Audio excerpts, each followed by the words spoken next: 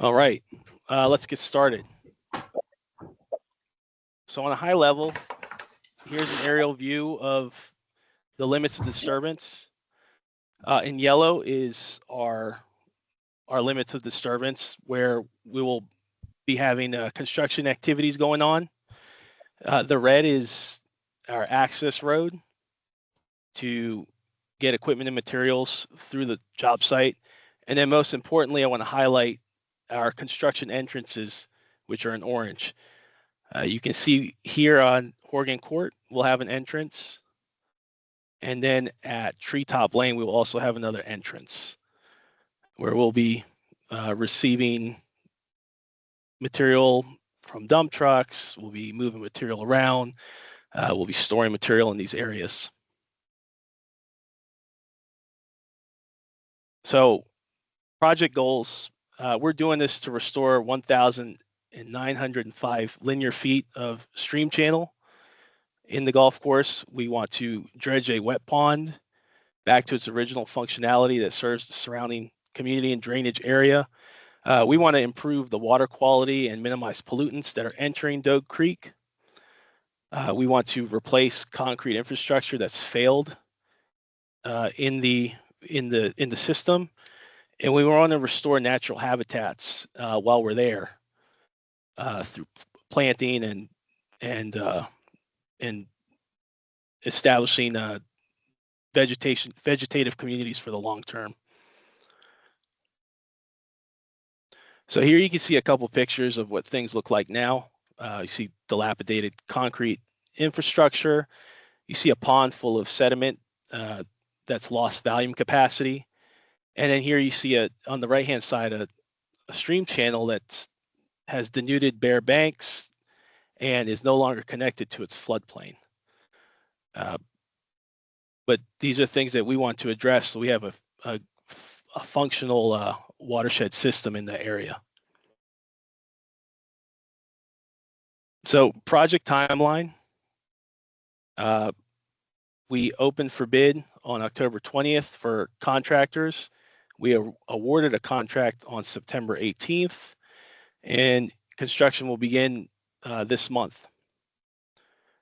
From October 2025 to spring 2027, we'll be going through our construction sequence and different milestones to complete this project and have an anticipated substantial completion date in spring of 2027. After that, we'll have a warranty period. We'll be monitoring the site, vegetative growth, and addressing any issues that may come up within that time period. So that's our high-level project timeline. I want to focus now on the October 2025 to spring 2027 construction sequence. So beginning this month, it's going to be off to the races. We're going to build our construction entrance at Horgan Court.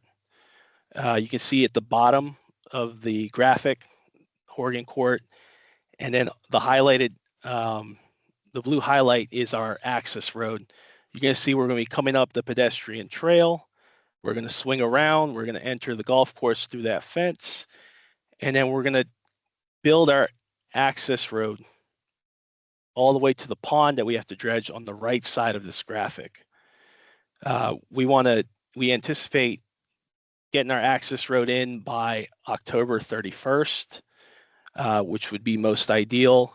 And you may be asking why. We have to work on the golf course only during the golf off season, which is November 1st to March 15th. So it's November 1st, it's golf off season. We're here at the pond, highlighted in green. We'll begin dredging the pond, bring it back to its original functionality. We'll also be restoring the stream channel upstream of it. You can see here in green where it has two sections, but that will be restored, connected to the floodplain, and and we have until March 15th to finish this section. So by March 16th, 2026, it's golf peak season again. From there, you'll see activity beginning at Treetop Lane, and it could begin prior to that. It's up to the contractor with their means and methods. But once it's golf peak season, we'll be in the headwaters that are upstream of the golf course itself, restoring this section of the stream channel and its tributaries where it's eroded to the point that it's no longer connected to its floodplain. We'll be in this section from March 16th, 2026 until October 31st, 2026, when the peak golf season ends and we can go back to our work in the golf course itself. So now it's November 1st, and we're back on the golf course, and we're going to be completing the final sections of the stream channel, which are on either side of our construction access road. But then you will see activity going on Horgan Court, receiving material. But once we complete these sections, we can aim for substantial completion. So during construction, the contractors, yes, Steve? Just quick question. Do you anticipate any daily contractor employee parking on Horgan Court? Well, that's I'm sorry, go ahead. Yeah, that's good you ask. That's something I wanted to bring up in one of the next slides. But yeah, we would like feedback from K-Rock about what parking could look like on Horgan Court or Treetop Lane. Would that impact bus routes for kids, parking for neighbors?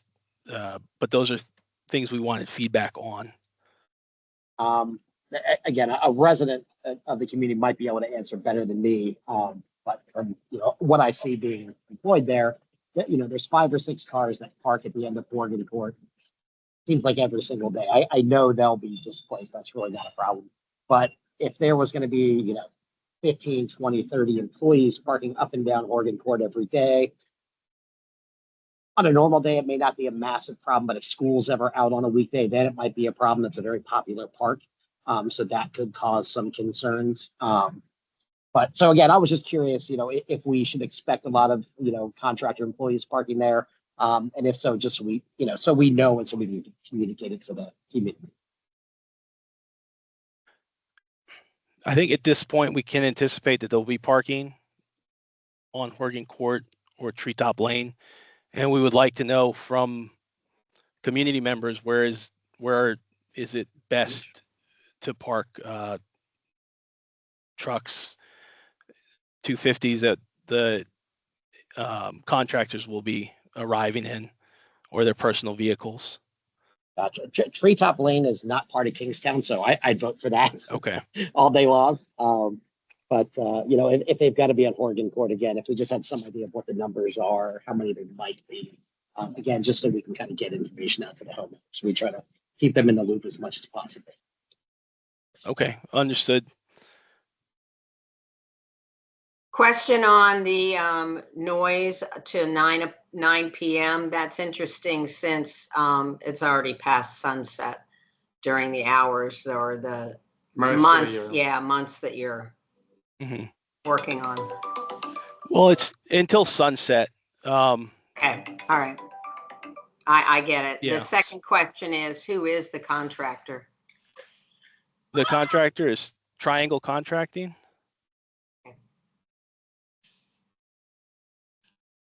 But they've done work for us in the past and follow the safety protocols for the county and the noise ordinances. That's a good question, Rhonda. That's something I'll get with my colleague and see how many people they'll be having on site, how many crews.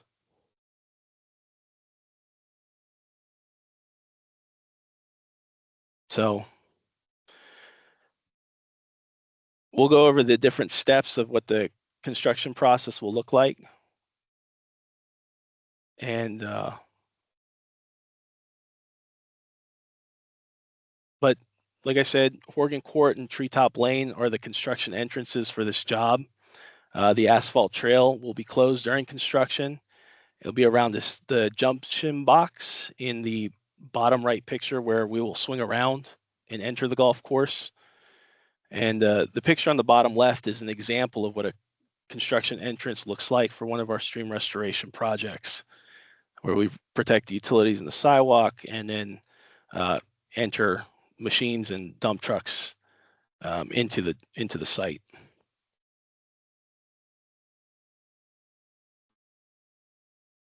So here's another graphic. Yes.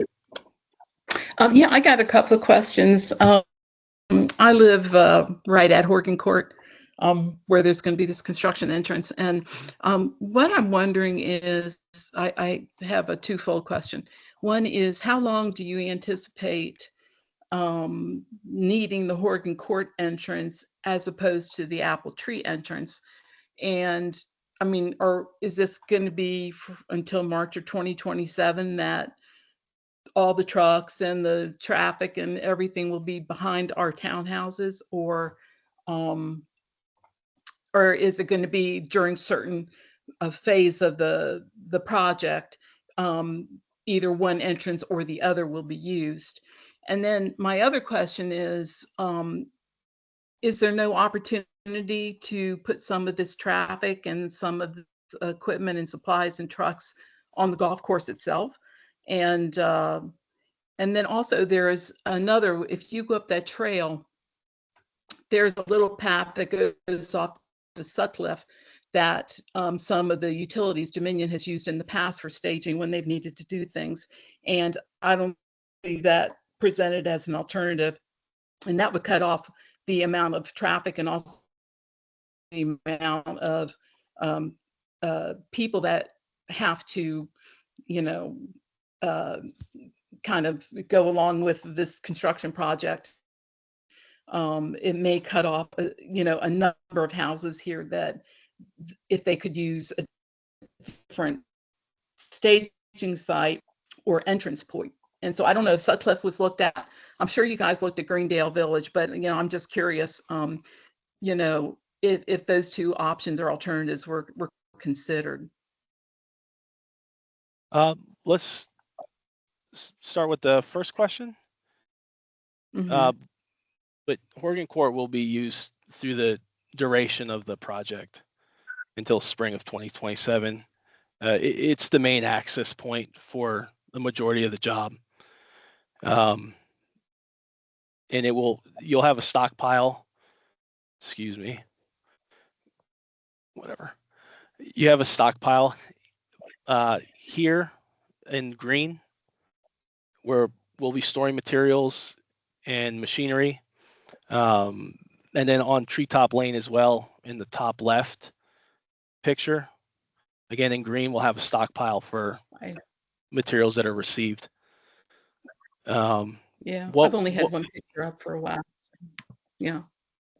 What was considered prior to, I'm less familiar with.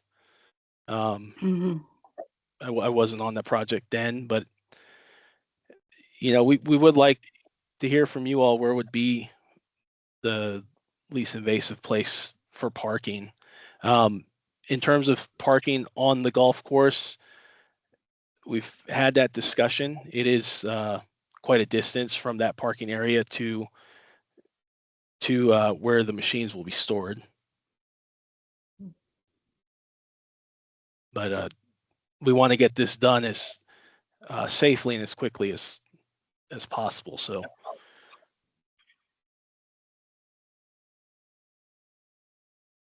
the supplies will be on Horgan Court on the asphalt itself, or are those going to be on the trail behind the houses?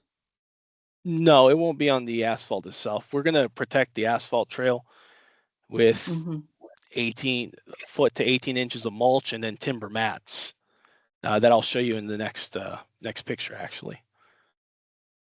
And then off to the left-hand side will be in the green is that stockpile area. Yeah. Are you still on? Okay, you're on page 10 now. I'm sorry, go ahead. Yeah, we have so much parking that goes on Horgan Court right now because we have the tennis courts there. We have overflow parking there, which only houses about 10 cars. And if you just place those 5 cars at the bottom of the path, then those are going to most likely go into the tennis court overflows. Then you have all of the playground parking, which is on the street of Horgan Court, which on busy days takes up a whole side and a half. So, and then at the end of Horgan Court with Kingstown Village Parkway, no, Greendale Village Drive, that's a main bus stop. So there's another cul-de-sac there, but that's where the buses turn around to get the kids. So it is going to be a challenge if you have 5 cars, maybe not construction cars, but if you have 20 cars and big trucks with trailer hitches, then we're going to be seeing a lot of community outcry, I believe. So it is going to be a challenge. And like I said, and where you are doing the staging up on the hill, that's where a lot of the utility trucks would store their trucks when they were doing cutting branches or working on the area up there. I don't know if there's any way to have some construction workers park some of their cars up in that area also. it's a viable option. I think that's a conversation that we're going to want to have with the contractor as well, and that's why we want to hear from you all. Because in Horgan Court, you have a dump truck coming, they're going to want to do a 3-point turn to enter the job site in reverse to dump their material. So we do want to keep Horgan Court open, where the contractor can park as well. I mean, it's good to know how active it's used. So that's something we can go back to the contractor with. And you said there's a bus stop in the area around Horgan Court too? Horgan Court and Greendale Village Drive, there's a stop sign there and a cul-de-sac, and that's where many buses come in the morning to turn around. You have lots of kids walking from all the area to that bus stop. So yeah, it's going to be a bit of a challenge. So one thing is just to see how many construction cars, people, workers there will be, and then how many big trucks or so. Because, maybe they can park up in someplace else and carpool up to the spot. I don't know. That might be an option. Okay. And I highly doubt you'll see tractor trailers being parked on Horgan Court. I used to do this work prior to joining the county. Contractors would show up in their personal vehicles or in an F-250. But if it was a tractor trailer with, let's say, a wood chipper, I mean, it's going to go into the job site and you're not going to see it on your street. The bus stop on Horgan, I don't think there is a bus stop on Horgan. I live right there at that turnaround, and the kids on the street have to walk up to that other cul-de-sac before you turn onto Horgan Court. It's at Greendale, and that cul-de-sac that goes straight up the hill. And like if instead of turning right onto Horgan, you would just go straight. There's a cul-de-sac, and that's where the buses pick up. I've never seen them. I've been here 16 years, and that's a point of clarification. I'm not aware of a bus stop. Maybe some private schools or something. I don't know, but I don't think the county buses stop there. No, it's on Greendale Village Parkway, but it's at that intersection. The intersection, yeah, not forward, not down by the tennis courts, on the other, by the volleyball courts. Correct. Right. Okay. And I saw a comment that it's possible there's a school bus stop on McKenna Way in Horgan and another bus stop at Greendale Village Drive in Horgan Court. So Yeah, I'm not aware of that last one. I did see a bus go down McKenna yesterday. then we're talking about school buses, not Fairfax Connector or okay. Right. That's Okay. correct. Sometimes the special ed bus comes to the other area. So every now and then you'll see that bus, but the main school buses drop off at Greendale Village Parkway. Okay. All right. Well, that's something we want to take note about and let our contractor know. So thank you for the feedback.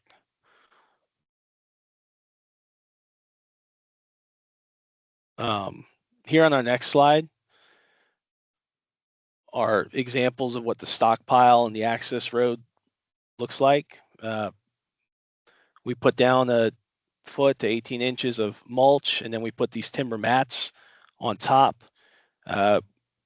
We have our dump trucks offload the material in the stockpile. We cover dirt and topsoil so it doesn't get wet. We keep our imbricated rocks and bed mix in this area. And then on the left-hand side, you see, again, timber matting on top of mulch.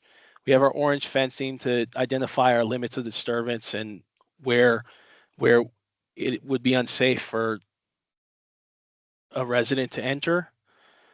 And then we also protect all the trees in the turning radius of the machines. So we armor the tree trunks, we protect the root zones, and then we identify unsafe area for anybody that's walking through. So there's no, to minimize risk of anyone entering the site during construction. That's one I of have my a question. questions as far as security. There's very little lighting there. What are the preventative measures for your equipment, fencing, et cetera, to be vandal free?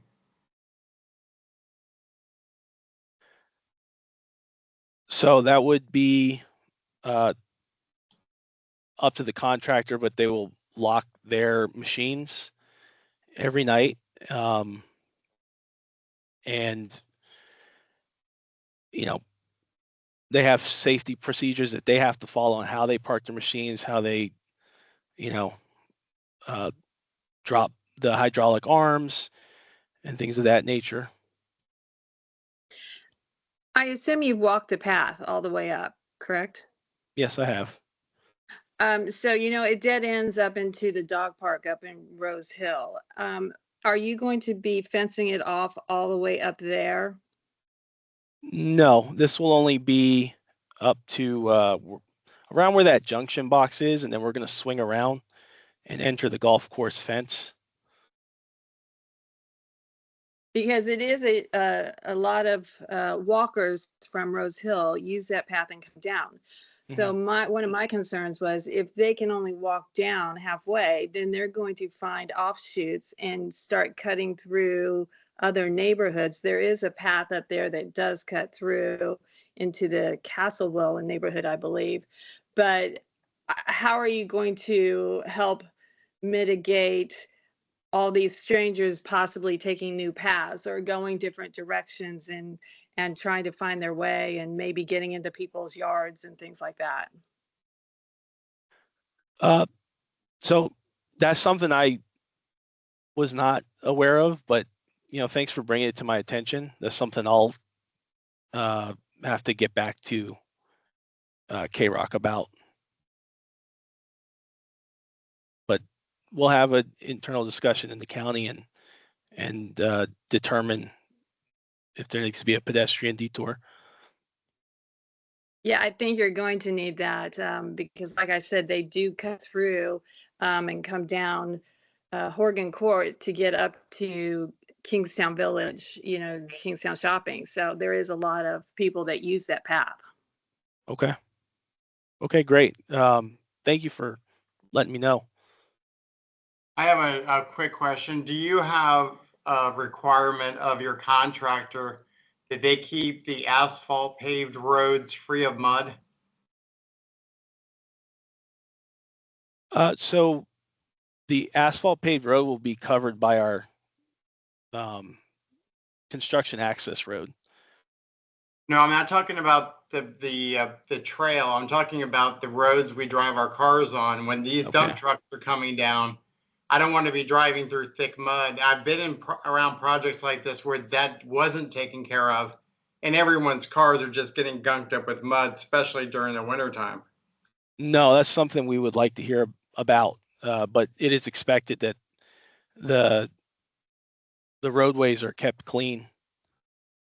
Okay, thank you.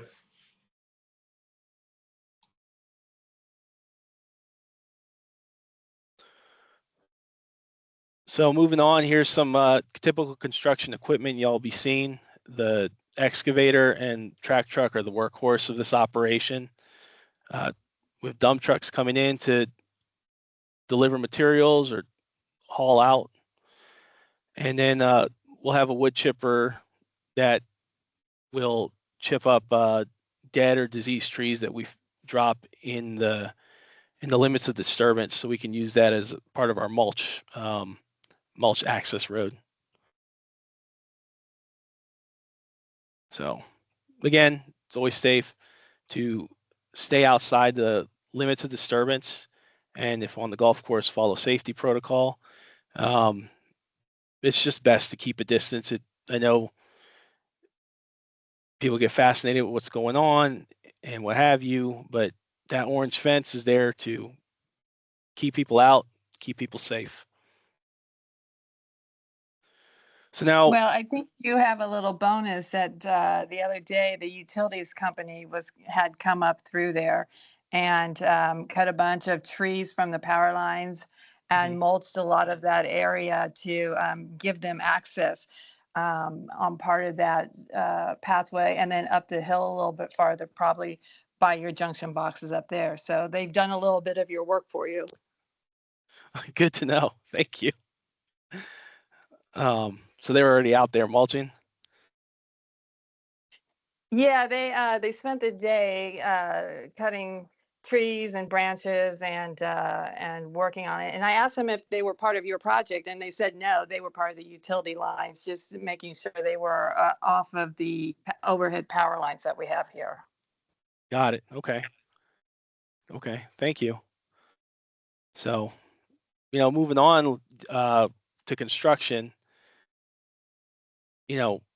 part of what we've been talking about coming in here and fixing the stream that's 6 feet below its floodplain. You can see in this rendering, the black would be where it is right now. And we want to fill it up with dirt we might be getting from the pond, or we might be bringing in to reconnect that stream channel to its floodplain. And so that when we receive a major storm, it has that floodplain relief instead of just continuing to cut and cut and cut.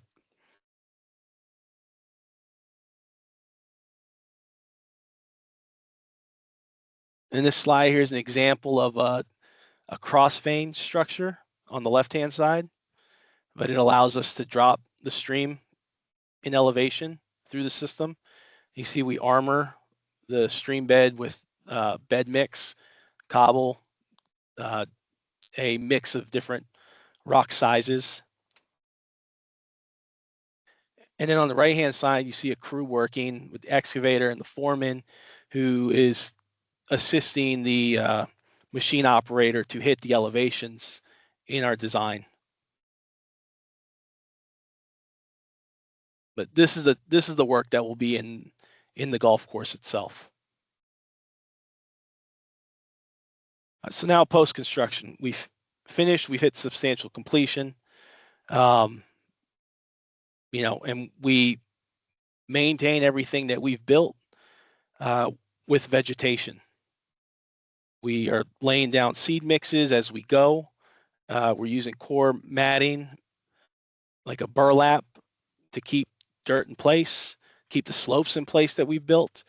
All the trees we plant are to maintain that slope so that it can take the velocity and the force and support the rock boulder structure you see underneath. This example is in McLean at Dolly Madison Library, and the goal is how it looks, that 3 years later, it looks like nobody was there, and that's what we want to get to.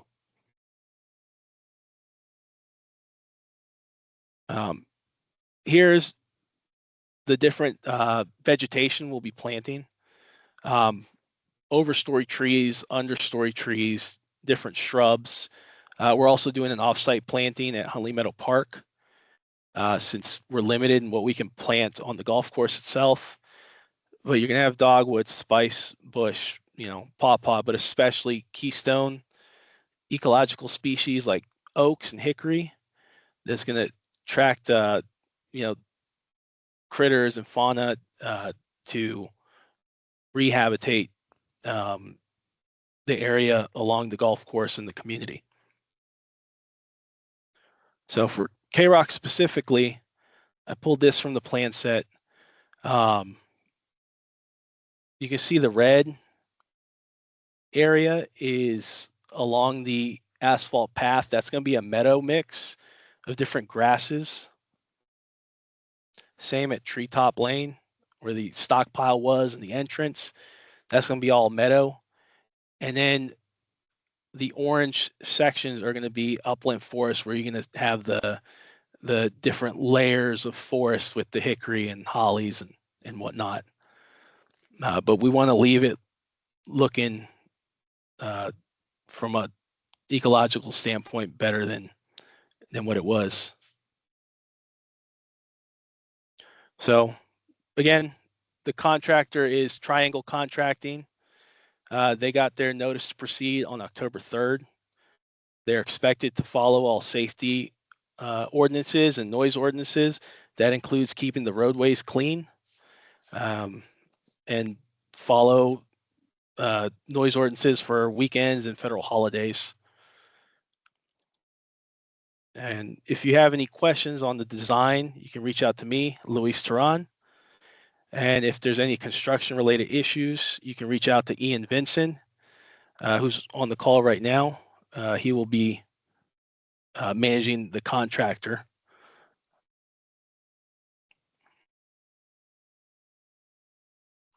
I do have one final comment. Sure. Just something that you might want to communicate to the contractor. They can expect, as they drive their dump trucks and whatever from Horgan Court past the tennis courts, past the playground. One, because we pass to get out of the neighborhood, we have to go past it every day. They should have the expectation of small children running in front of them. Happens pretty much every day. One, without looking at cars, they just run across the street. But more importantly, people opening their car doors without ever looking. And I can see these guys can't stop these big trucks, and they're just going to be ripping people's car doors off. I've almost taken off two myself because they just swing them open. So they're going to have to be extra careful. They did drop the speed limit to 15 right there. But even then, those big trucks just can't stop.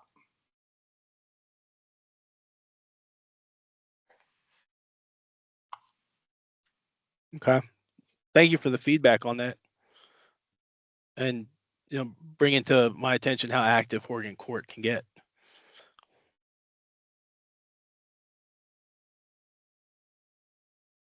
Have you warned the deer?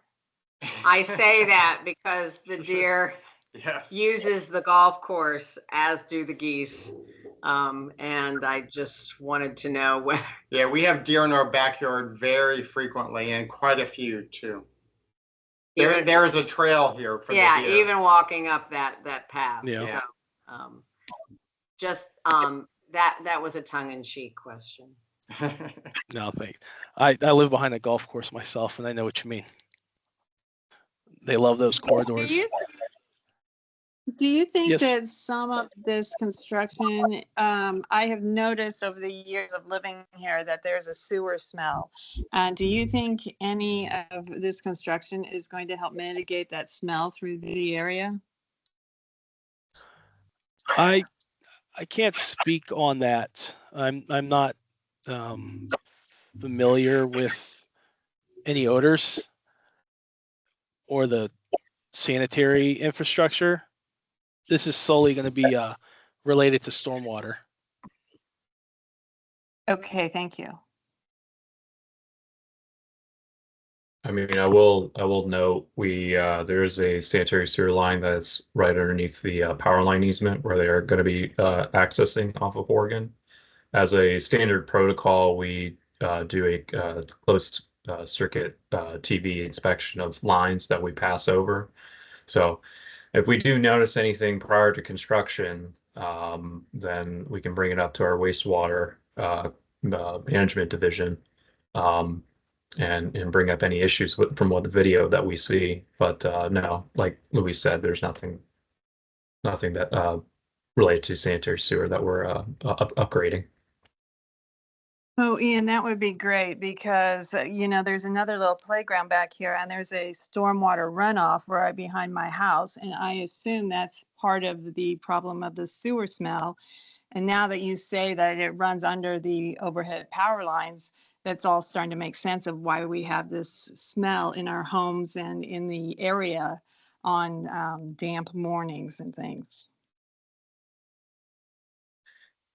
Yeah, I mean, it's a very small section of pipe that we're going to be, or basically from manhole to manhole as to access and take the video. But the section itself where they're actually crossing through over the asphalt path underneath the power lines, it's very small. But again, like I said, we can look at the video and see if there's any issues with it. But yeah. Thank you.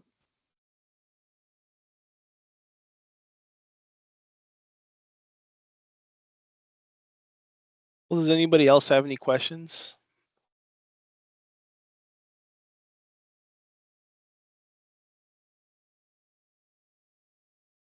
Oh, if not, I appreciate y'all taking the time this evening to join us. It's been a very thoughtful conversation. So, you know, y'all enjoy your dinners, enjoy the rest of your evening. All right. Thank you. Thank you, everybody. Thank you. Yes, I will send a copy of the recording.